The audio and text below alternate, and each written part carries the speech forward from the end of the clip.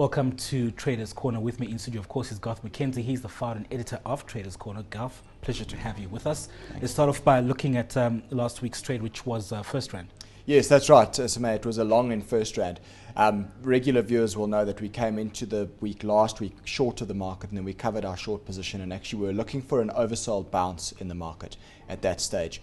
And I felt there were a number of stocks that we could look at for a potential oversold bounce. But Firstrand was the one that I picked for a variety of reasons. And if we have a look at the chart of the screen, that's the chart of Firstrand that's up on the screen at the moment, you can see the various reasons. The one big thing was that we had this massive volume spike in the share price. Now, that really tall volume spike that you can see over there, that particular day, the stock traded 65 million shares in a single day.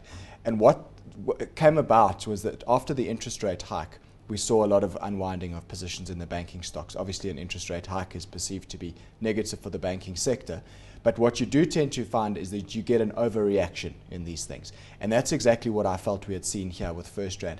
And there's often a 3-day rule that I look to try and follow when this type of situation happens. So you get your shock news event, which in this case was the interest rate hike. Then you have that's day one. Day two after that, day three usually is the day when the share will bottom. Once all that negative news has been filtered into the share price, that's often the day that the share will then bottom. And then you look to do your buying either on day 3 or day 4 thereafter. And often you see you'll get a bit of a snapback rally thereafter. And when it happened like this on a massive amount of volume, that also got me interested. Because what happens when you get a volume spike like this is it indicates that there's a massive amount of buying and selling happening within the stock. But obviously your sellers are probably, in a sense, the emotion they might be feeling is panic or fear. And on the other hand, your buyers are feeling the emotion of, that they're getting a bargain. So what happens is once you've got this massive shift of ownership that's happened, suddenly the weak-minded shareholders are out, and you've got a whole lot of new strong-minded shareholders who've bought in at a bargain. They are less likely to be forced sellers anytime soon because they've bought at a good price. And thereafter, you very often see that once the sellers have exhausted themselves, then the stock actually has a snapback rally. So that was one of the reasons for looking at this. In addition to that, technical indicators that I liked, the one was this fact that we had a 61.8% Fibonacci retracement of that rally from the June lows of last year all the way up into the October highs of last year. That stock price has now retraced 61.8% of that move. And that is a Fibonacci number that very often does attract support. And we noticed a reversal at that 61.8% retracement, as well as the volume spike. And also, if you look at the stochastic oscillator on the top there, you can see that the stock is very, very oversold, and it was making some positive divergence at the same time. So what I really was looking for here was just an oversold bounce of 3, 4, maybe 5%. We went in, we bought 2,850 CFDs for our portfolio at 30 Rand and 50 cents. I set a stop loss at 29 Rand 50, and I had a target in mind here of 32 Rand. I only decided to risk 1% of our trading capital on this show, which is half the amount of risk that we usually take. And the reasoning behind that was that this trade was somewhat against the medium-term momentum. And I just felt that one needs to be a bit cautious, and that was one of my stated goals for this year, actually, to be relatively cautious on the risk front, given that I think 2014 is going to be quite a choppy year. Anyway, we did this trade. It has worked out relatively well for us. I've decided to bank the profit at 31 Rand and 55 cents, and I actually did that today. So that nets us a profit of 2,593 Rand after we've taken all costs into account. Yeah. So if we think about that in percentage terms, it means that we make around about 1% for our overall allotted capital that we're trading with. And we risked 1%. So we had a risk to reward ratio of 1 to 1, which is not really good enough in my world. I prefer to try and get risk to reward ratios closer to 3 to 1. But be that as it may, we've made some money here and we've got it in the bank. Why did you not hold out for the target of 32? The reason was really that I got to the point that, I got the feeling that our overall market was starting to get to a point where the buying, the rally that we've seen, was starting to run into resistance. And I'll talk about that on the top 40 chart that we'll show a little bit later in the show now. The thinking behind that was really that I don't know if I want to be greedy and wait for that extra 50 cents. I'd rather just bank it, put the money in the bag and be done. Because being long in a stock like this, which is, it is in sort of the wrong sector of the market, if you like, at the moment. I didn't want to be too greedy for added profits here. All right, let's move on to the Indi25. I think you're going to chat about it. It's broken its uptrend. Yes, it has. It's quite an interesting chart here. Now, this is the Industrial 25 index, and if you look at the Indi30 index, it looks very similar as well, as you would expect, because a lot of the index constituents are the same that make up the two indices. But what's interesting to note here is that this has been the strongest sector in our market for the last couple of years. By far and away, the industrial sector has beaten every other sector hands down. But now we've got an interesting development here over the last week or so. Notice that uptrend that I've drawn in goes back to mid-2012, but it actually would go back further than that if I stretch this chart further back. And notice how that uptrend meets various low points along the way. So it's a very nice, tidy, fitting uptrend. But have a look what's happened in the last week. We've actually seen a breakdown below that rising trend line. And now we've seen the stock basically rally back up to the underside of what was previously that uptrend. Now that's what we call a throwback. And very often you get that throwback to test the underside of that prior uptrend. What was then support now actually becomes a resistance line.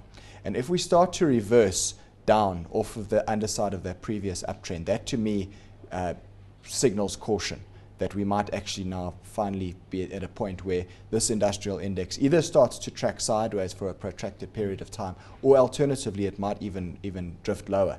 Another interesting point to note here is that if you look at that horizontal line that I've just put onto the chart there, one wonders whether we're not perhaps starting to see the formation of a head and shoulders pattern here. Now, it's far too early for me to speculate and say that that will or won't play out. I don't know. We need to give it more time. But I think it's worth noting, given the fact that we are bumping up against resistance now on the industrial index, if we were to start to roll over here, chances are fairly good that we would start to make the right shoulder of a head and shoulders top formation there. And then if we started to break underneath the neckline of that head and shoulders pattern, that could then signal further downside. So I think this is something just to be cognizant of in the weeks ahead. I mean, you mentioned that it was one of the strongest sectors in the past few years, and I guess that speaks to what you've been talking about just now. It does. I think it's interesting at the moment. It does kind of look as if we might be seeing a potential shift in the leadership in our market at the moment. Resources stocks have typically been in the doldrums, haven't performed all that well as an index, and the domestic stocks have really performed very, very well. And what I'm seeing here in the charts potentially is talking to a shift in that leadership process, where maybe the resources stocks could start to take the leadership role again, and your industrial and Findi type stocks might actually start to take a back seat. That's what the charts are telling me. Certainly looking at this industrial index, it talks to that point. But I think we need to just see a little bit more trading action unfold in the weeks ahead to get more clarity on whether that is in fact the case and whether the sector leadership is in fact changing. This is the topic that I will be talking about at my face-to-face session on the final Thursday of this month. I think it's the 27th of February we're doing that face-to-face session.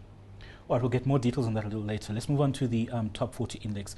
It was a short on that 2 weeks ago, and you banked the profit last week. Just talk to us on that. Yeah, we did. We traded this nicely. We actually came into the year, we put a short onto the top 40. I think it was in the second show of this year. And we timed it well. We got near the top over there, and we basically banked just over 2,000 points of downside on that short position. And I closed that short out last week at 40,000 on the top 40. And I said at that stage that I was expecting an oversold bounce, which is exactly what we've got. But I said I still think that the top is in for 2014, or certainly for the early stages anyway, and that we won't take out that prior high. And I would probably look to reinstate that short position again once the market has bounced a bit. Now, what's quite interesting at this point in time is that if you look at those Fibonacci retracement numbers that I've introduced onto that chart over there, you can see that we've basically rallied off the low. We've rallied 61.8% of that entire drawdown. And what we're looking for now is a reversal from this area. It's around about 41,600. We were looking for a reversal on the top 40. So far, Tuesday, early days, it's 3 o'clock in the afternoon that we record this show. So it's early days, but it certainly looks as if we're getting that reversal pattern happening now, today. So if we get a confirmed reversal, then I'll probably look to reinstate that short position that we had on previously. And then I think, in terms of a target, this major line of lateral support down here at 38,500, I still think there's a fairly good chance that that's where we're going on our market. And March is typically a fairly weak month in the market. So everything that I'm seeing here right now kind of sets itself up for a possible fall into the month of March. So I would ideally want to be positioned on the short side, I think, given that. But I'm not doing a trade just yet. But if we get that reversal from the 41,600 level that I've mentioned, then I'll certainly look to go short and reinstate that position. Okay. All right, let's look at the portfolio overall. So far, year to date, I think we're up 15%? Yes, just over 15% stronger for the year to date. So it's really looking good, especially given how weak the market has been. These are all the trades that we've enacted for the year to date. So you can see we came into the year with a short rand dollar position, which we closed out and made a healthy profit there. We've got this top 40 put spread structure on. Now this runs all the way out to June of this year. And I'm leaving that in the background to work for us. But it is a bearish structure. Costs us next to nothing to hold it. But if the market were to fall into the June period, which is also seasonally quite a weak time of the year, then this structure could potentially pay us quite nicely. Then we've had a top 40 short, which I spoke about. We banked 22,000 Rand in profit there. And then this recent trade was the long in Firstrand. We banked 2,593 Rand. So all in all, it's looking good. We haven't had a losing trade for the year to date, so that's great. And it's been a nice start to the year. All right. Finally, just give us some dates for your upcoming courses. Yes, all right. I've got high probability trading courses coming up in Cape Town and Durban. Cape Town the 22nd of February, Durban the 8th of March. And then I've got a face-to-face session on the 27th of February in Johannesburg. And then an Understanding CFDs course on the 6th of March, that's in Johannesburg. Anybody that's interested in attending any of these courses is welcome to email me, garth@traderscorner.co.za, and then I will send you the details. How many are you accepting for each of these, or does it not? The Cape Town and Durban ones, we're accepting about 30 each. The face-to-face, up to 65 people for that. And then the CFD course, up to 50 people. Okay, all right. So there you have it. If you want to get onto those courses, you can email Garth. That is garth@traderscorner.co.za. Till next time, goodbye.